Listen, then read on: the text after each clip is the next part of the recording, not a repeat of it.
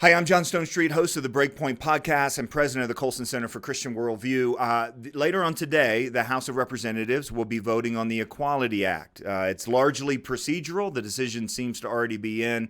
Not enough time has been given to really look under the hood of the Equality Act and see the dramatic changes that it could make. I asked my friend, Dr. Ryan Anderson, who's the president of the Ethics and Public Policy Center, to come on in a quick interview and describe the scope and the scale and the depth of the Equality Act's infringement, not only on religious freedom, but on our own sense of calling and our ability to perform our work to the best of our ability and with the best of our neighbors in mind. So here's my interview with Dr. Ryan Anderson.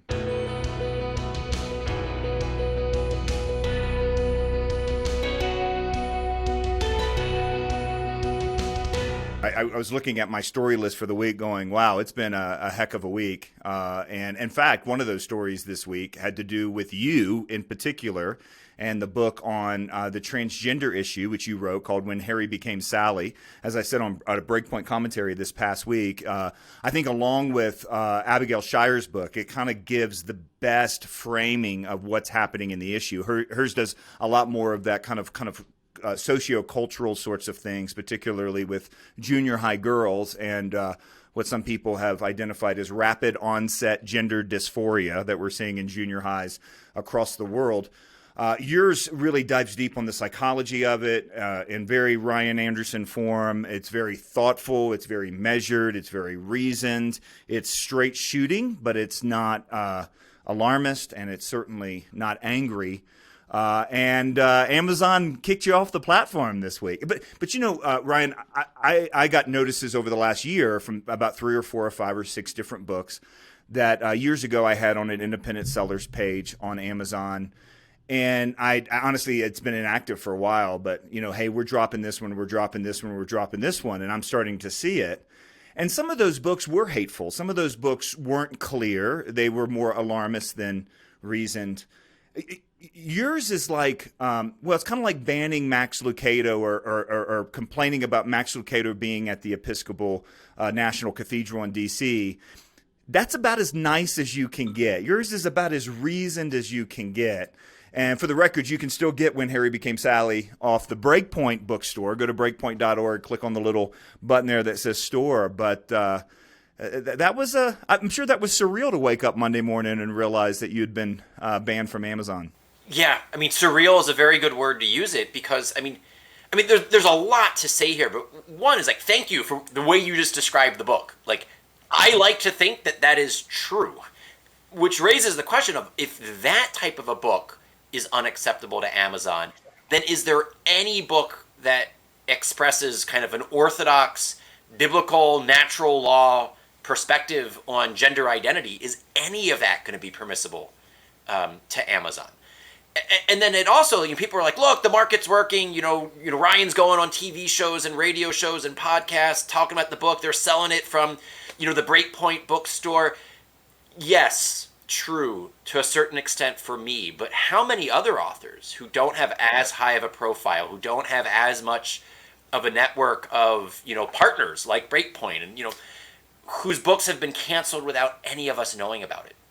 And when Amazon drives such a huge share of book sales in the US, what is that doing for them? What is it doing for publishers who are saying, we just shouldn't publish a title on this topic with that perspective because we're afraid it won't sell well if Amazon cancels it? What does this do for consumers? Because look, part of this is the idea that you only read books that you agree with, right? And that's nonsensical. Like Amazon seems to be saying, well, the only reason someone would buy this book is if they already agree with it. I mean, Amazon is doing a disservice to its liberal and progressive readers who actually want to be informed about what conservatives think about the issues. So it's really, really bad for our culture. It's bad for book authors. It's bad for book readers. It's bad for book publishers. I don't see anyone who this is good for. Yeah, I agree. And when I originally asked you to come on the program here so that we could dive deep, it was on the Equality Act, which is kind of a government angled enforcement of this new ideology. And that's been married with big tech, and those are two formidable forces. And so, I mean, the lesson for us is knowing, how, in what ways are we going to be silenced, in what ways must we still speak up, how can we speak up, and so on. So that's where I want to get into. But I mean, I think it needs to at least be mentioned, as many people have, that on Amazon you can still get a copy of Mein Kampf. So, that's still there. But when Harry became Sally is beyond the pale.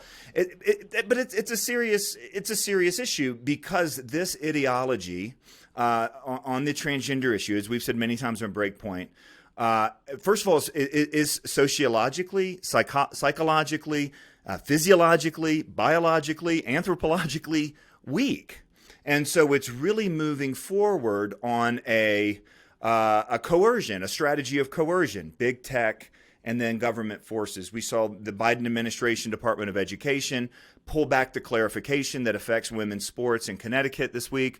And of course, the Equality Act is on the table.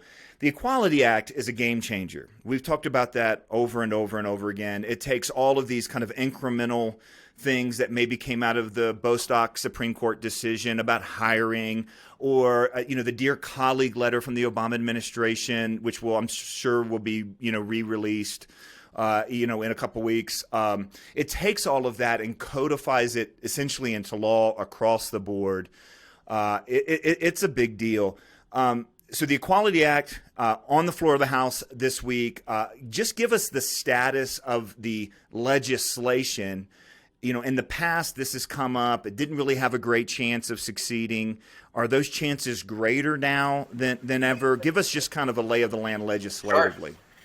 Yeah, I mean, and the first thing to say there is that if you were, one, big tech can censor, and big tech can shape a lot about our culture, and so we should be concerned about that.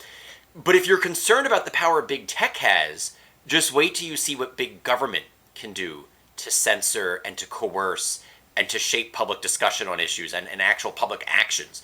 And so as bad as kind of like the Amazon thing is, and Facebook and Twitter have gotten in on the game in various times and places with other books and ads and things like that, imagine the entire full weight of the federal government coming down. And that's what the Equality Act is.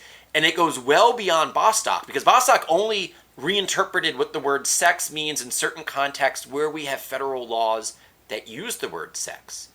But for the Civil Rights Act of 1964, the word sex is used in Title VII, which governs employment law. It's not used in Title II, which governs public accommodations, and it's not used in Title VI, which governs federal funding.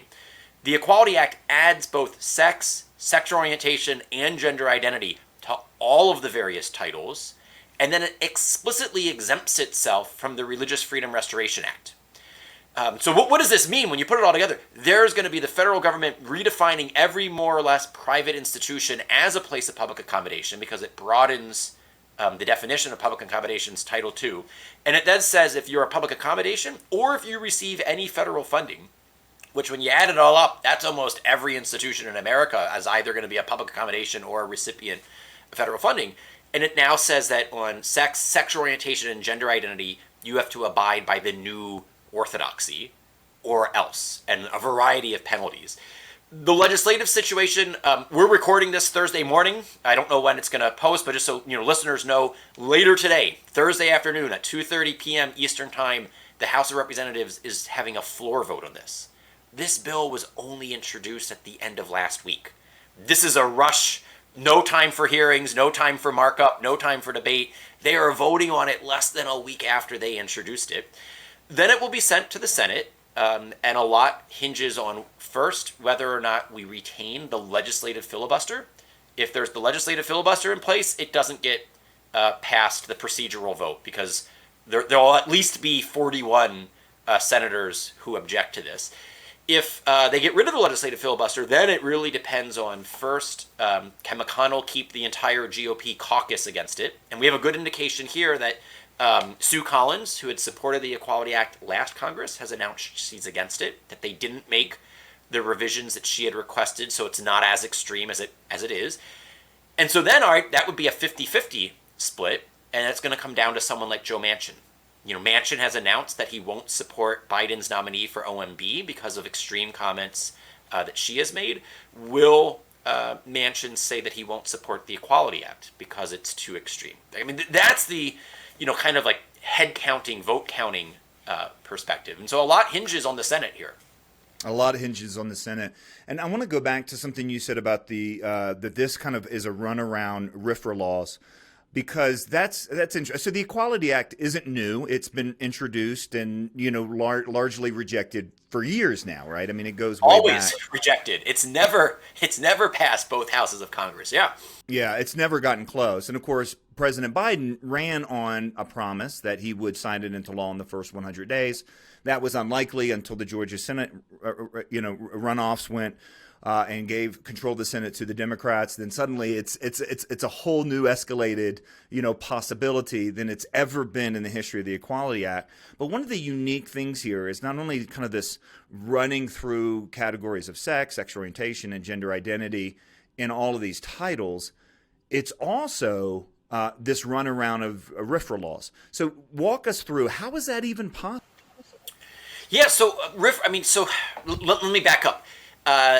In the 1990s, early 1990s, there's a Supreme Court decision, Employment Division v. Smith, written by Justice Antonin Scalia, where Scalia takes the view that the First Amendment doesn't require strict scrutiny the way that they had been interpreting the First Amendment, but instead, if it's a facially neutral, generally applicable law that burdens religious liberty, that law passes constitutional muster. So in I believe it was 93, Chuck Schumer was the lead sponsor in the House of Representatives. Ted Kennedy was the lead sponsor in the Senate, and then Bill Clinton was the president who signed into law the Religious Freedom Restoration Act. And what it did was it restored the legal standard that was the pre-Smith legal standard, which is that if the government burdens a sincere act of religious belief, it needs to have a compelling government interest that's being pursued in the least restrictive way possible. Generally applicable, facially neutral is not good enough. It needs to be compelling, and it needs to be least restrictive. This is the law that protected the owners of Hobby Lobby and that protected the Little Sisters of the Poor. But it's a law. It's a statute. It's not a constitutional provision. So Congress can say, oh, well, that statute doesn't apply to this other statute that we're passing. And so that's what they're doing here. They're going to say, and this will be the first time, if the Equality Act became law, this would be the first time in the, what is it now, almost 30-year history of RFRA, that Congress had exempted one of its bills from religious freedom protections. Now, religious freedom is one of the reasons to be concerned about the Equality Act. So too is female privacy, female safety, equality, medicine, the well-being of children, which is also why fairness for all isn't an adequate solution, right? Some people are saying, oh, don't go for the Equality Act, go for fairness for all. Fairness for all addresses some of the religious liberty concerns, but not all of them. And then it does nothing on the privacy, the safety, the equality, and the medical things. I mean, it would repeat all of the mistakes of the Equality Act on those areas. So anyway, for listeners, there's a lot of moving parts going on here, and so you got to pay attention.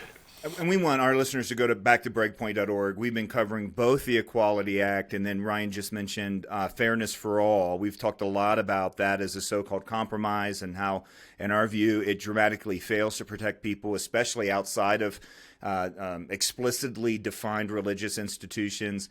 Not to mention, to go back to Becerra, who is, been nominated for HHS.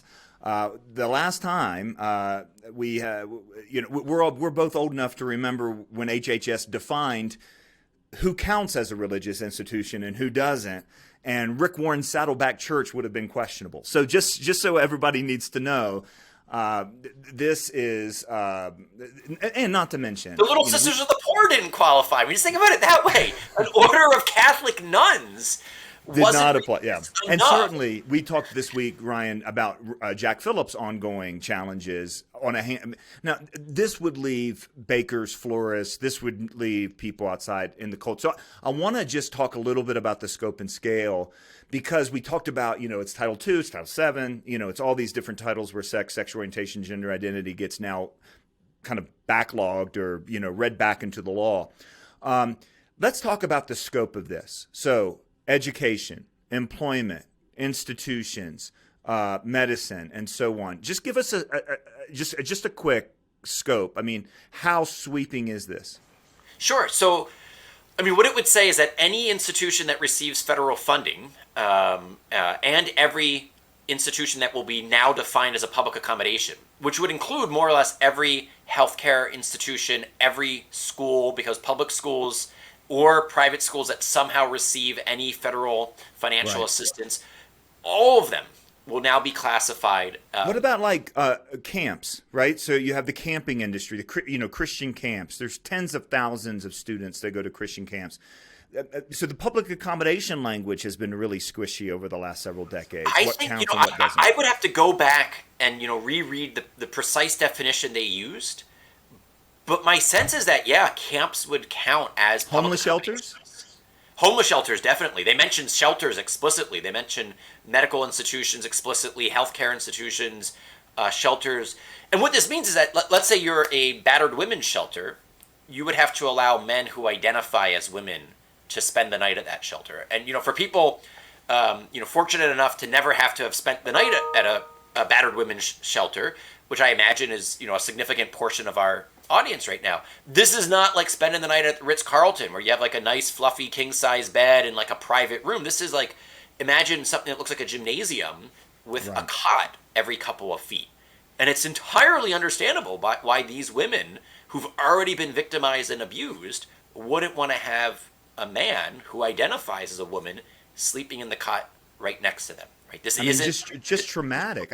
Just 2 weeks ago, Ryan, on the Daily's podcast, which is a New York Times podcast, they were talking about a scandal in a homeless shelter in New York City, and how the owner had victimized a woman, and just hearing that ongoing trauma in her voice on a national media platform like the New York Times Daily podcast was stunning. And that's what we're talking about times however many women. All right, so we talked about schools. What else? What else So gets let me affected let by me this? say something about medicine, because I mean this is really, I mean, we had mentioned that Fairness for All would leave out people like the bakers, the florists, the photographers. Both the Equality Act and Fairness for All would also have huge implications for people of faith who want to be medical professionals, but then also just like the actual like hospitals, healthcare plans, insurance plans.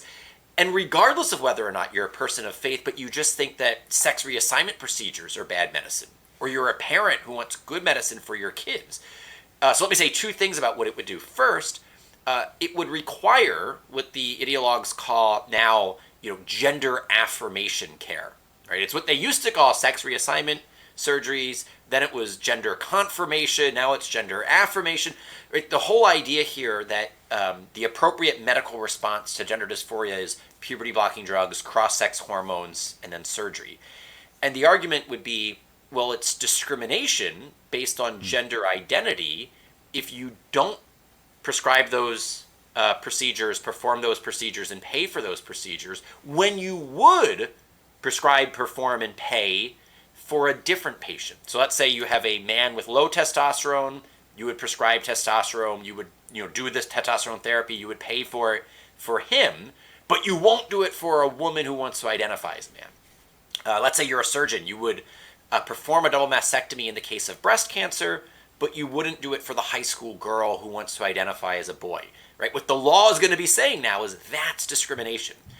And so this means, whether you're a person of faith or not, you're just someone who thinks this is bad medicine, right? And there are good secular reasons for thinking it's bad medicine. You would now be violating civil rights. Wow. On the flip side, there's, and it's not explicit, so a lot will depend here on how the Biden people choose to interpret and enforce it. And my sense is that they're going to enforce it very broadly, because the preamble to the bill mentions that one of the reasons for the bill is to prevent what they call conversion therapy.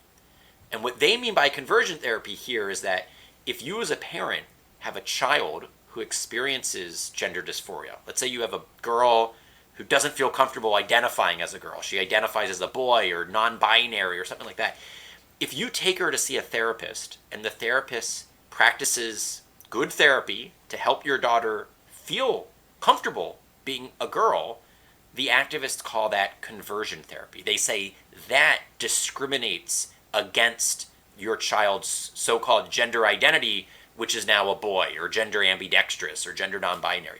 So this has huge implications for medicine, that you wouldn't be able to seek out good medicine, and then medical professionals, healthcare plans, doctors, insurance plans would have to prescribe, perform, and pay for bad medicine, So, all in the name of equality.